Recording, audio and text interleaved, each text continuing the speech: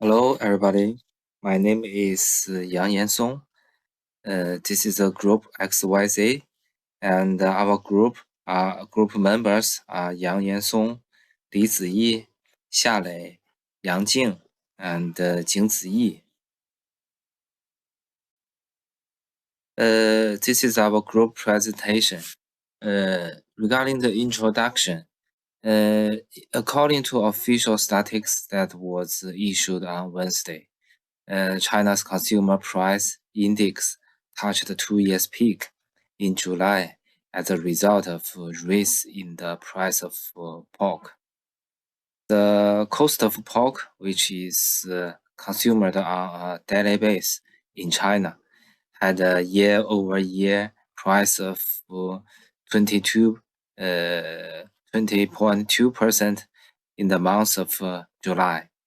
According to official statistics obtained by Wine Information, it was the first time that has been a rise since September of 2020. According to the report, pork prices had their highest monthly increase on record, which was 25.6% more than the previous month's prices. According to Bian Shiyang, an agriculture products researcher at Nanhua Futures, one of the contributing factors to July's hog prices increase was farmers' unwillingness to sell in the hopes of achieving better prices in future. The market experts believes that live hog farmers are not turning a profit, which is a sign that there will soon be a larger supply available. As a result of hog farmers having to combat dangerous disease and the emergency of numerous new producers in past 3 years, the pork prices has fluctuated dramatically.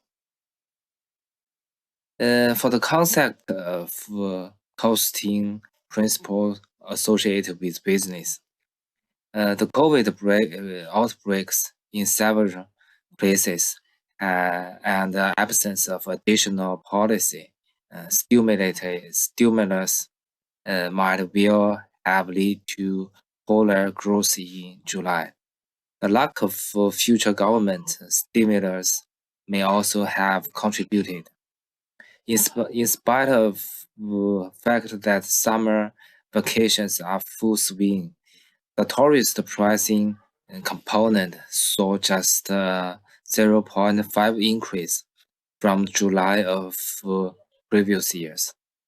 COVID infections have caused distributions to holiday plan in form of flight delays and venue closure in key destinations ranging from the inland airland of Hainan to the Tibet.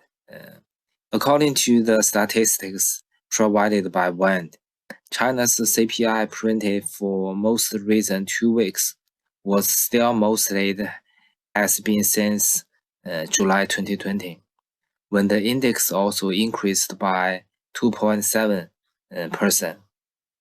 Economists pulled by Dow Jones predict that the year-over-year rise in the consumer price index for United States will be 8.7% in July, which is a decrease from 9.1% increase predicted for June.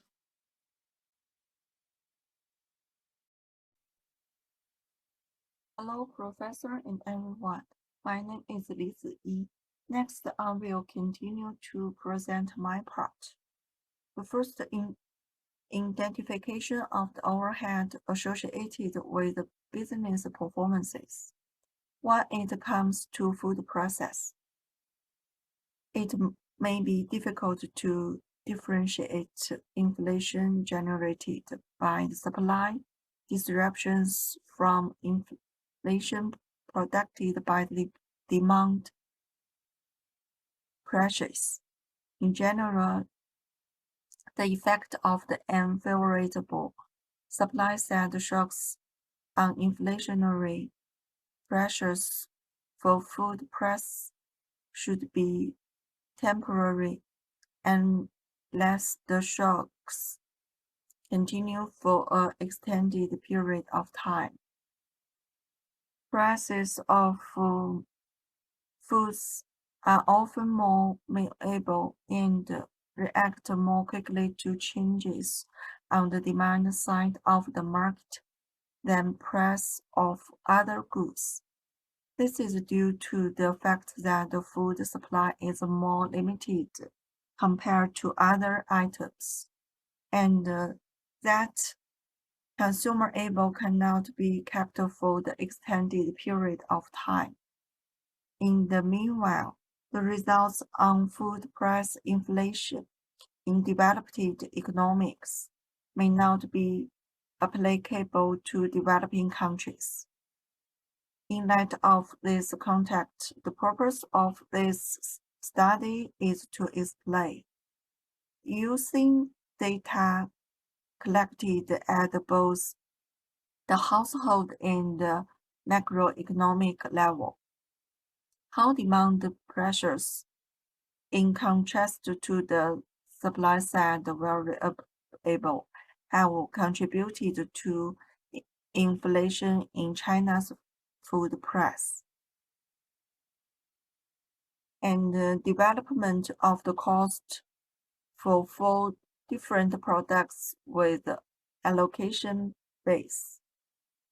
From about the 2 chart, we can know in China, consumer price inflation has proven slightly unstable, while inflation for everything else has been quite constant.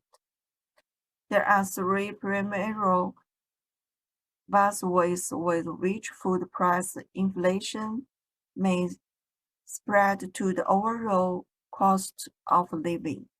Thank you. There's my part. Development of cost allocation associated with spreading common costs.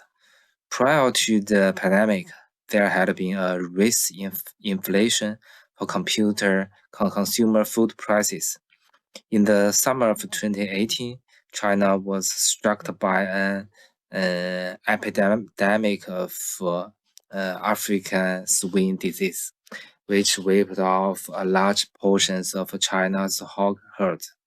Because of this, the price of pork in China reached an all-time peak by mid of 2019, which has the real impact on the cost of pork as well as other protein source in many countries across the globe. And consumption stockpiling. This inflation peaked in April 2020. However, by early summer of 2020, several nations' inflation rate for food purchases by the general public had slowed down. However, increases in producer prices don't often trickle down to consumers for another 6 to 12 months.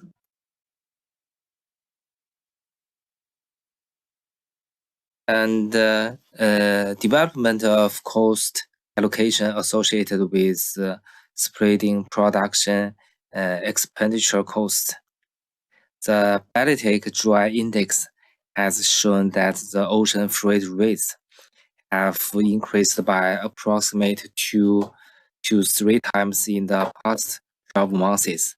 At the same time, higher fuel prices and the lack of truck drivers in certain regions are contributing to an increase in the price of road transportation services. In May 2021, worldwide food prices reached their highest level since 2014, a 47.2 rise from their April 2020 low. Concerns over food security as a result of pandemic have caused several nations to store food reserves. And this trend have been fueled in the large part of China's sustainable needs for essential for both personal food and animal feeds. Uh, three other reasons boosting global producer pricing include the high demand for biofuels, the rise in the speculative demand from the non-commercial merchants, and export limitations.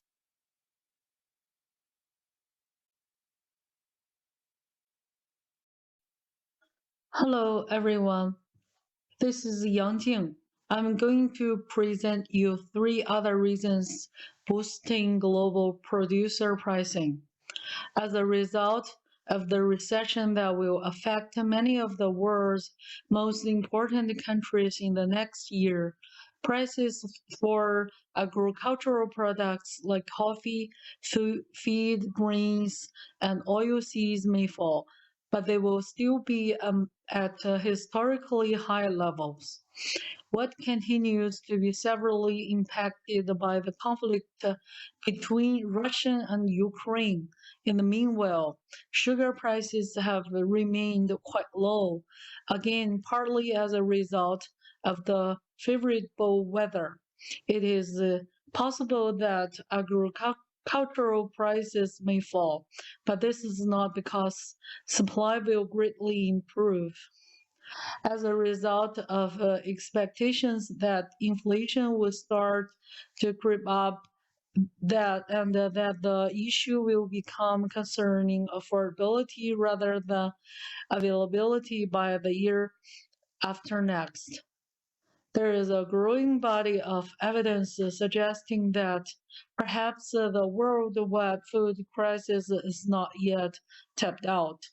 Farmers have had a particularly challenging year due to the fact that the expense of fertilizers have quadrupled this year.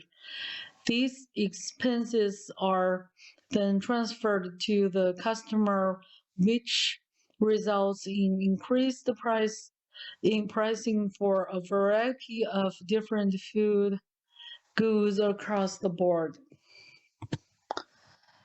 China's central bank governor has warned of the dangers of inflation, and the country's government has responded by announcing food price limits and cracking down on speculation in agricultural commodities.